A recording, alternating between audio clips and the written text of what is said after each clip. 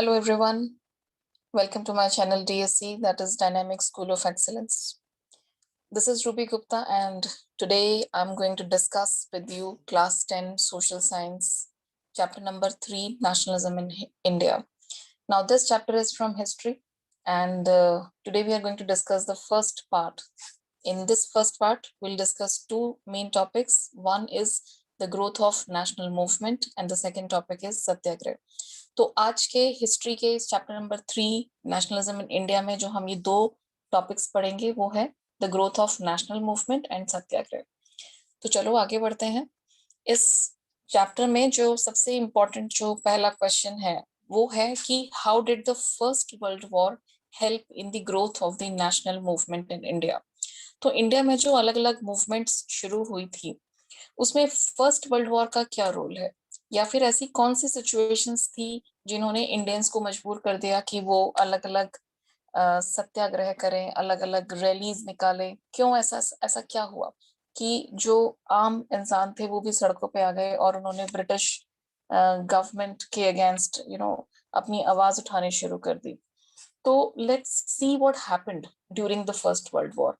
तो world war 1 कब हुआ था, इसकी डेट याद रखनी है, मतलब ईयर्स याद रखने हैं। 1914 से इट लास्टेड टिल 1999 और यही एक टाइम ऐसा था जिस समय इंडिया में जो मूवमेंट्स थी, जो नेशनल मूवमेंट्स थी वो बहुत ज्यादा स्ट्रांग हो गई। तो अचानक से एकदम से कुछ नहीं होता, ऐसा क्या हुआ, कौन कौन सी प्रॉब्लम्स इंडिया में थी वो देखते हैं। तो वर्ल्ड वॉर की वजह से क्या हुआ, number 1 that there was huge increase in defence expenditure. अब जो ब्रिटेन था, यूरोप एक यूरोप का पार्ट है, तो Europeans had also participated in that world war. तो उनके जो एक्सपेंडिचर्स थे, जो उनके खर्चे थे वो बहुत ज्यादा बढ़ गए थे वॉर की वजह से। तो उन्हें वो सारे खर्चे निकालने थे अपने। तो India was a colonised one, India उस समय ब्रिटिशर्स के अंडर था। तो ब्रिटिशर्स उस समय उन्होंने क्या किया कि इनकम टैक्स इंट्रोड्यूस कर दिया कि लोगों को आप जो भी इनकम होगी आप उसमें से हमें टैक्स दो। उन्होंने जो कस्टम ड्यूटीज थी, जो बाहर से सामान आता था उसके रेट बढ़ा दिए, तो चीजें महंगी होनी शुरू हो गई। तो इस तरह से लोगों के ऊपर बहुत ज्यादा मार पड़ने लगी।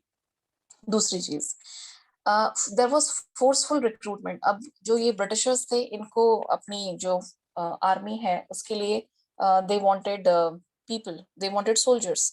तो उन्होंने क्या किया, जो पेशेंट्स हैं, जो गांव के लोग हैं, उनको फोर्सफुली रिक्रूट करना शुरू कर दिया ब्रिटिश आर्मी में कि भाई you have to be the part of the army और तुम्हें जाना ही पड़ेगा, you don't have any other option, you have to be the part of the army. तो इससे भी जो लोग हैं वो बहुत नाखुश हुए क्योंकि Indians did not want to participate in that. ठीक है, तो ये सारी चीजें हुई। इसके अलावा कुछ और सोशियो इकोनॉमिक सिचुएशंस भी थी इंडिया में जो आ गई। इन्फ्लेशन तो बढ़ ही रहा था, महंगाई बढ़ रही थी, जिसका कारण था कस्टम ड्यूटीज बढ़ रही थी और अलग अलग तरह की जो वॉर की वजह से भी चीजें महंगी हो रही थी। उसके अलावा और क्या हुआ कि there was crop failure. India में उस समय फैमिन आया। फैमिन मतलब सूखा पड़ना, देयर वाज नो रेन। अब इस फैमिन की वजह से क्या हुआ, there was shortage of food. तो फूड की शॉर्टेज हो गई फैमिन की वजह से। ठीक है, फैमिन या ड्राउट, इसको ड्राउट भी कह सकते हो आप। सो शॉर्टेज है खाने की, क्रॉप फेलियर है, प्राइस बहुत बढ़ गए हैं, ऊपर से गवर्नमेंट कह रही है कि आपको टैक्सेस देने हैं और आपको आर्मी में भी आपका मन है नहीं है, you have to be the part of the army, soldier बनना है और you have to go you know just to wage war. उसके अलावा एक और प्रॉब्लम हुई, जैसे 2020-21 में कोरोना जैसा एक पेंडेमिक आया जिसने पूरे वर्ल्ड को अपनी चपेट में लिया, राइट। सो लाइकवाइज आज से 100 साल पहले इन्फ्लुएंजा नाम का एक एपिडेमिक आया था। ये एपिडेमिक था, it was not pandemic. Pandemic होता है जो पूरे वर्ल्ड में फैल जाती है बीमारी, एपिडेमिक मतलब the whole country is affected by that. So this happened, तो दिस एपिडेमिक ब्रोक आउट। तो इस इन्फ्लुएंजा मतलब जिसको हम शॉर्ट में फ्लू भी कहते हैं, तो ये बीमारी ऐसी थी जिसने बहुत सारे लोगों की जान ली। And you won't believe that 12 to 13 million people perished, मतलब डाइड। तो इस बीमारी की वजह से 12 से 13 मिलियन जो लोग थे वो मर गए। 1 मिलियन मतलब 10 लाख। तो यू कैन इमेजिन कि ये जो नंबर है वो करोड़ में है। So in India, so many people had died because of that. तो ये जो सारी प्रॉब्लम्स हैं, इनकी वजह से जो नेशनल मूवमेंट्स है वो स्ट्रांग हुई, क्योंकि लोगों को अब लगने लगा था कि हमारे ऊपर जुल्म और अत्याचार हो रहे हैं और इसके लिए बहुत जरूरी है हमें अपनी आवाज उठानी है। अब एक और बहुत इंपॉर्टेंट चीज होती है इंडिया में, और वो ये थी the arrival of Mahatma Gandhi. Mahatma Gandhi arrived in India in 1915। तो वर्ल्ड वॉर तो ऑलरेडी शुरू हो ही चुका था 1914 में, लोगों की प्रॉब्लम्स तो शुरू हो गई थी ना। Mahatma Gandhi came like a saviour, एक जैसे कहते हैं कि तारनहार, एक सबके एक गाइड की तरह से ही केम टू इंडिया। एंड 1915 में उन्होंने सत्याग्रह शुरू किया। अब ये सत्याग्रह क्या होता है ये समझ लेते हैं। तो basically Satyagraha is mass agitation. Mass agitation, mass का मतलब क्या होता है कि जब बहुत सारे लोग इकट्ठा होके कुछ करते हैं, that is mass. And agitation मतलब कि जब आप किसी चीज से नाखुश हो, मतलब you are not happy with that particular thing and you are irritated, you are angry, you are enraged, so that is agitation. तो सत्याग्रह जो है basically it is a mass agitation to fight the oppressor. Oppressor कौन होता है? जो जुल्म कर रहा है। जैसे यहाँ पे जो ब्रिटिशर्स हैं वो ऑप्रेसर हैं। And for justice without using any physical force. तो सत्याग्रह का मतलब ये होता है कि आप जुल्म के खिलाफ आवाज उठा रहे हो, आप अपने एक जस्टिस के लिए लड़ रहे हो, न्याय चाहिए आपको, लेकिन you are not using any kind of violence there. कोई फिजिकल फोर्स नहीं है, आप कोई यहाँ पे बॉम्बिंग नहीं कर रहे हो, you are not doing any kind of firing, कुछ नहीं है। आप सिर्फ अपनी बात रखोगे, अलग अलग रैलीज कर सकते हो, आप धरना दे सकते हो, इस तरह की चीजें होंगी। तो ये एक सत्याग्रह का कॉन्सेप्ट है। ये डेफिनेशन आपको लर्न करनी है। I have tried to include major points in this definition that you have to remember. तो 1915 में गांधी जी आए, तो 1917 में, ये आपको एक करेक्शन करना है, आपकी बुक में 1916 लिखा हुआ है but you have to write 1917, कि जो पहला सत्याग्रह गांधी जी ने किया वो था चंपारण इन बिहार। 1917 में हुआ था ये। And this Satyagraha which was done in Champaran, Champaran Bihar में आता है, और वहां पे बेसिकली इंडिगो प्लांटेशन था। अब आपको थोड़ा सा समझना होगा पहले कि what this Indigo plantation means. Indigo एक तरह की क्रॉप होती है जिसमें से एक ब्लू कलर का सब्सटेंस निकलता है, पाउडर निकलता है, और उससे कपड़े डाई होते हैं। And this Indian Indigo was in great demand in the international world, in international market. तो वहां पे इस इंडियन इंडिगो की बहुत डिमांड थी। तो ब्रिटिशर्स ने क्या किया, इंडियंस को कहा कि आप अपने जो जमीन है उसके 15% लैंड पे ये इंडिगो उगाओ और हमें एज अ टैक्स आप दे दो। तो इससे क्या हुआ कि उन्हें ना तो कोई खर्चा करना पड़ा और उनको फ्री में वो इंडिगो मिल गया, और ये इंडिगो वो इंटरनेशनल मार्केट में बहुत अच्छे दामों पे बेचते थे। लेकिन जो बिहार के जो पेजेंट्स थे, जो फार्मर्स थे, उन्हें ना तो कुछ फायदा हो रहा था इससे, सारे जो मॉनेटरी बेनिफिट्स हैं, जो पैसा है वो तो ब्रिटिशर्स को मिल रहा था, और इंडिगो उगाने से उनकी जो जमीन है वो खराब हो रही थी, क्योंकि उसकी जो फर्टिलिटी है वो बहुत कम हो जाती है। तो ये सारी प्रॉब्लम्स फेस कर रहे थे बिहार के लोग। तो गांधी जी ने यहाँ पे ये सत्याग्रह वाला अपना जो एक फॉर्मूला था वो अपनाया। वहां पे उन्होंने बातचीत की, काफी सारे लोग वहां पे इकट्ठा हुए, सब ने मिलके वहां पे ये जो ऑपरेसिव सिस्टम था उसको बंद करवाया।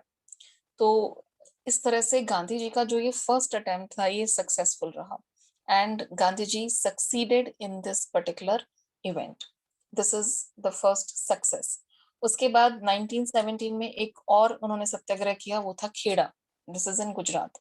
अब गुजरात के इस खेड़ा डिस्ट्रिक्ट में, ये जिला है, डिस्ट्रिक्ट है, यहाँ पे क्या प्रॉब्लम थी, यहाँ पे ऑलरेडी क्रॉप फेलियर, फैमिन आया था वहां पे, जैसे हमने पहले देखा ही है, और वहां पे प्लेग था, एपिडेमिक चल रहा था, प्लेग नाम की एक बीमारी चल रही थी।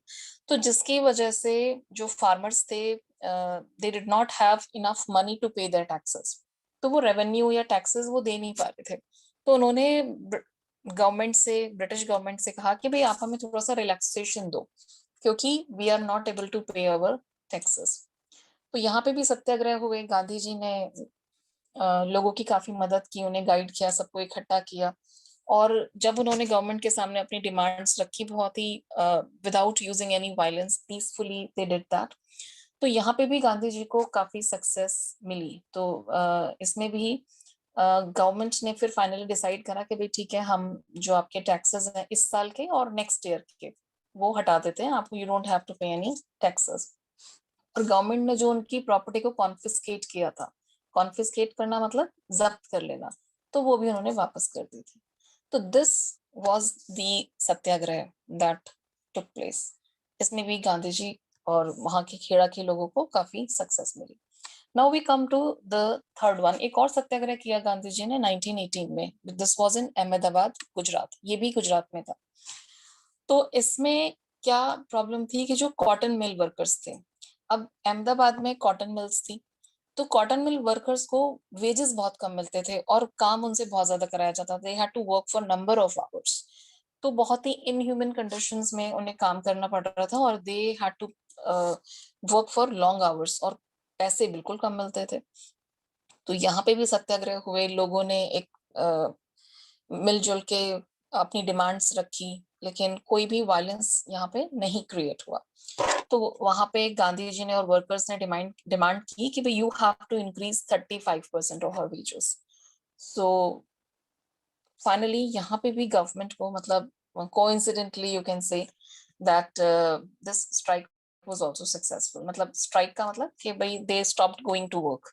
उन्होंने कहा कि हम तभी काम पे जाएंगे जब आप हमें हमारे जो वेजेस हैं वो बढ़ा के दोगे। तो गवर्नमेंट ने फिर ये जो वेजेस हैं ये बढ़ा दिए थे। तो 35% जो वेजेस हैं वो यहाँ पे इंक्रीज हो गए थे। This is what happened. Okay, so now let's, ये है 3 जो इंसिडेंट्स जहाँ पे गांधी जी को काफी सक्सेस मिली। अब इसकी वजह से अब आगे क्या हुआ, आगे एक और डेवलपमेंट देखते हैं। अब गांधी जी को लगा कि भाई ये जो रीजनल लेवल पे ये सारे जो है हमने जो मूवमेंट्स हैं ये सक्सेसफुल है, लेकिन अब कुछ ऐसा करना है कि जो एक नेशनल लेवल पे हो, जो नेशन वाइड एक मूवमेंट हो, एक नेशन वाइड सत्याग्रह होना चाहिए जिसमें सारे जो कंट्री के लोग हैं वो पार्टिसिपेट करें। तो गांधी जी को उसके लिए एक और मौका मिला। हुआ क्या कि ये जो गवर्नमेंट को लगा कि भाई इस तरह से अगर हम इनकी बातें मानते रहेंगे हर, तो ये तो फिर हम पे और ज्यादा हावी हो जाएंगे, they will try to, Indians will dominate us. तो उन्होंने फटाफट से क्या किया, जो वहां पे इंपीरियल लेजिस्लेटिव काउंसिल थी, मतलब जो इंपीरियल मतलब रॉयल, और जो लेजिस्लेटिव जो लॉज बनाते हैं, उसने फटाफट से एक लॉ पास किया। क्या था वो लॉ? वो था रॉलेट एक्ट।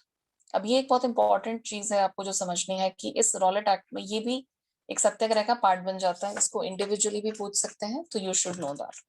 तो इस रॉलेट एक्ट में क्या हुआ, 1919 में ब्रिटिशर्स ने ये रॉलेट एक्ट पास किया। और इस रॉलेट एक्ट में क्या था कि भाई अगर कोई भी पर्सन एक कहीं पे भी वो धरने देगा, कहीं पे भी वो कुछ सत्याग्रह या कुछ भी करेगा, या गवर्नमेंट के खिलाफ आवाज उठाएगा, या फिर जैसे कुछ लोग इकट्ठे मिलके बातें कर रहे हैं, तो वो उन्हें जेल में डाल देंगे विदाउट ट्रायल फॉर 2 years। तो ये हम गवर्नमेंट का राइट है। तो British government could put the people behind bars for 2 years। 2 साल के लिए उन्हें जेल जाना पड़ेगा, मतलब वो किसी को भी जेल में डाल सकता है, कोई केस नहीं होगा, कोई सुनवाई नहीं होगा। ट्रायल मतलब जो कोर्ट में केस चलता है जिसमें आर्ग्यूमेंट्स होती हैं, सबकी बातें सुनी जाती हैं, कुछ नहीं होगा।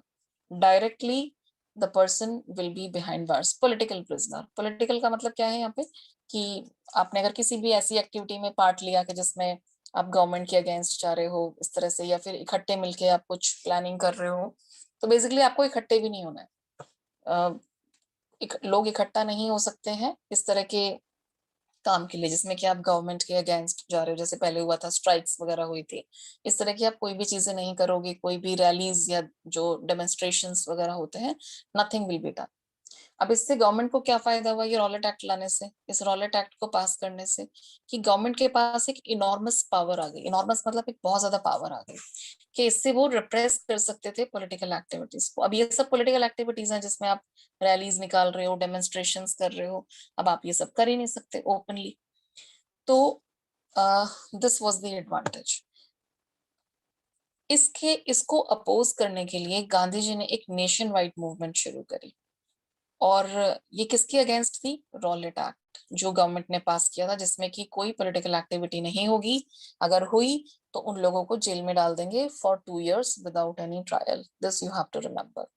तो इस रॉलेट एक्ट के अगेंस्ट गांधी जी ने एक और सत्याग्रह लॉन्च किया, और ये था रॉलेट सत्याग्रह। इसका नाम ये रखा गया रॉलेट सत्याग्रह। तो ये गांधी जी ने लॉन्च किया, और इसके लिए इन्होंने क्या किया कि जो रैलीज थी ऑर्गेनाइज की गई, workers went on strike again, जो रेलवे वर्कशॉप्स थी वहां के जो वर्कर्स थे, क्योंकि उस समय रेलवे का काम बहुत अच्छी तरह से चल रहा था, काफी railway lines were lay down and all that, shops close कर दी गई। तो लोगों ने इस एक्ट को भी अपोज किया, तो ये भी एक सत्याग्रह बन गया। बट द क्वेश्चन इज कि क्या इस बार गांधी जी को सक्सेस मिली? Was he successful this time also? ये जो रॉलेट सत्याग्रह हुआ कि भाई रॉलेट एक्ट के अगेंस्ट, कि भाई नहीं, हम ये लॉ नहीं मानेंगे, आप कैसे हमारे लोगों को जेल में डाल सकते हो, वो भी कोई ट्रायल नहीं और कुछ नहीं। तो ये सारी चीजें हुई। अब आगे ऐसा क्या हुआ, क्या गांधी जी इसमें सक्सेसफुल हुए, ये देखेंगे नेक्स्ट वीडियो में। तब तक के लिए bye everyone, thank you for watching my video, like and share and subscribe my channel to get more such videos. Okay, bye everyone.